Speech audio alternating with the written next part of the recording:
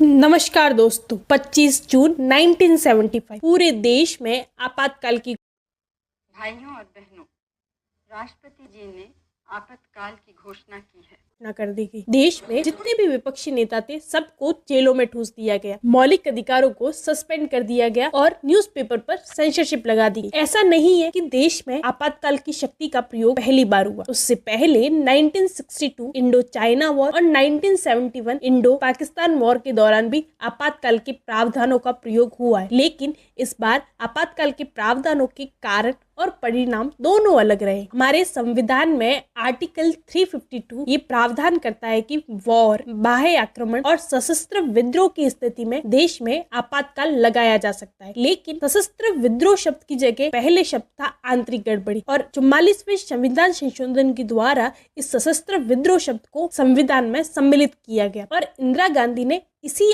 आंतरिक गड़बड़ी शब्द का प्रयोग करते हुए देश में आपातकाल की घोषणा की गई। आपके मन में एक स्वाभाविक प्रश्न ये आना चाहिए कि ऐसी कौन सी आंतरिक गड़बड़ी थी जिसके कारण इतने टफ प्रावधानों का प्रयोग इंदिरा गांधी को करना पड़ा। तो ये जानने के लिए अपन को जाना पड़ेगा 1971 में। 1971 में इंदिरा गांधी पूर्ण बहुमत के साथ सत्ता में आते ही उनको कई सारी चुनौतियों का सामना करना पड़ता है। सबसे पहली चुनौती आती है पूर्वी पाकिस्तान से। पूर्वी पाकिस्तान में विद्रोह के कारण बहुत सारे शरणार्थी देश में प्रवेश कर रहे थे। इसी शरणार्थी समस्या के कारण भारत को पाकिस्तान के साथ युद्ध में सम्मिलित होना पड़ा। युद्ध में भारत की विजय हुई, लेकिन उसके साथ साथ भारत को कई सारी चुनौतियों का सामना करना पड़ा। पहली चुनौती थी महंगाई। बहुत सारे शरणार्थियों का पेट भरने के लिए जो संसाधन लगे, उसके कारण देश में महंगाई बहुत अधिक बढ़ गई। युद्ध के एक्सपेंस को उठाने के लिए महंगाई बहुत अधिक बढ़ गई। अब महंगाई बढ़ी तो देश की अर्थव्यवस्था डायरेक्टली इफेक्ट हुई। अब दूसरा रीजन कारण था मिडिल ईस्ट युद्धों के कारण ओपेक कंट्रीज, जो ऑयल प्रोड्यूसिंग कंट्रीज का ग्रुप है, उन्होंने ऑयल की कीमतों को बढ़ा दिया। भारत अपनी ऑयल की जरूरतों का 80% दूसरे देशों से आयात करता है। ऐसे में ऑयल की कीमतें बढ़ने के कारण देश की ऊर्जा जरूरतों पर संकट आया। अब संकट आने के कारण देश की पूरी अर्थव्यवस्था हिल गई। देश में महंगाई बहुत अधिक बढ़ गई। महंगाई के साथ साथ देश में भ्रष्टाचार भी बहुत अधिक बढ़ रहा था। केंद्र सरकार ले लो या फिर राज्य सरकार, सब स्तरों पर भ्रष्टाचार देखने को मिल रहा था। गवर्नेंस का कोई ध्यान नहीं रखा जा रहा था। केंद्र सरकार द्वारा न्यायपालिका में लगातार हस्तक्षेप के कारण लोगों के अंदर रोष उमड़ रहा। इसी रोष का पहला अपन को इफेक्ट देखने को मिलता है गुजरात में 1974 में छात्र आंदोलन खड़ा होता है। छात्र आंदोलन देश में बढ़ रही महंगाई, बेरोजगारी और बैड गवर्नेंस का परिणाम था। उस समय गुजरात में चिमन भाई पटेल की सरकार थी, जो अपने भ्रष्टाचार, बैड गवर्नेंस के कारण लोगों के अंदर बहुत इनफेमस हो चुकी थी। लोग चिमन भाई को चिमन चोर के नाम से जानने लगे। केंद्र सरकार ने तुरंत प्रतिक्रिया करते हुए राज्य में राष्ट्रपति शासन लगा दिया। गुजरात में तो वो छात्र आंदोलन थम गया, लेकिन इसकी चिंगारी पहुंची बिहार में भी छात्र आंदोलन खड़ा हुआ। उस छात्र आंदोलन की व्यापकता थोड़ी और अधिक थी। लोगों का व्यापक समर्थन मिला क्योंकि बिहार में स्थिति और ज्यादा खराब थी।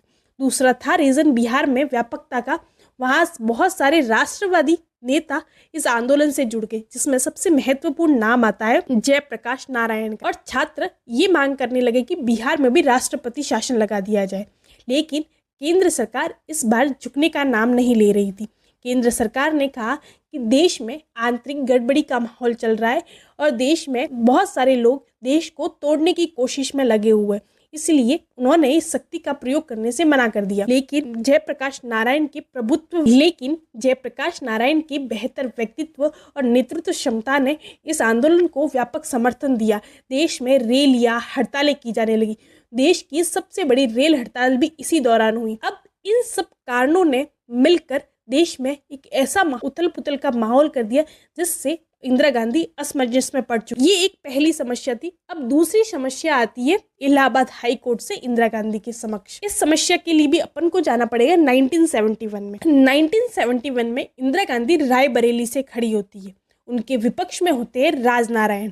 इंदिरा गांधी इन चुनावों में जीत जाती है, लेकिन राजनारायण इन चुनावों के खिलाफ याचिका दायर करते हैं इलाहाबाद हाई कोर्ट में और कहते हैं कि इंदिरा गांधी ने सरकारी मशीनरी का गलत उपयोग किया और माल प्रैक्टिसेस की सहायता से चुनाव जीता। अब इस केस का निर्णय आता है 12 जून 1975 और इलाहाबाद हाई कोर्ट का निर्णय आता है इंदिरा गांधी के खिलाफ। इंदिरा गांधी की सदस्यता को सस्पेंड कर दिया जाता है और 6 सालों के लिए उनको किसी भी चुनाव में भाग लेने से रोक दिया। 12 जून 1975 को जैसे ही इलाहाबाद हाई कोर्ट का निर्णय आता है, इंदिरा गांधी उसके खिलाफ सुप्रीम कोर्ट में अपील करती है। लेकिन इलाहाबाद हाई कोर्ट के निर्णय के आने के बाद पूरे देश में विद्रोह भड़क जाता है, लोग सड़कों पर आ जाते हैं और इंदिरा हटाओ और देश बचाओ के नारे के साथ पूरे देश में विद्रोह भड़क जाता है। कई सारे नेता इंदिरा गांधी के खिलाफ सड़कों पर आ जाते हैं। इसी बीच 24 जून 1975 को सुप्रीम कोर्ट का निर्णय आता है टेम्परेरी बेसिस पर। इसमें कहा जाता है कि इंदिरा गांधी प्रधानमंत्री के पद पर बनी रह सकती है और संसद की सदस्य भी रह सकती है, लेकिन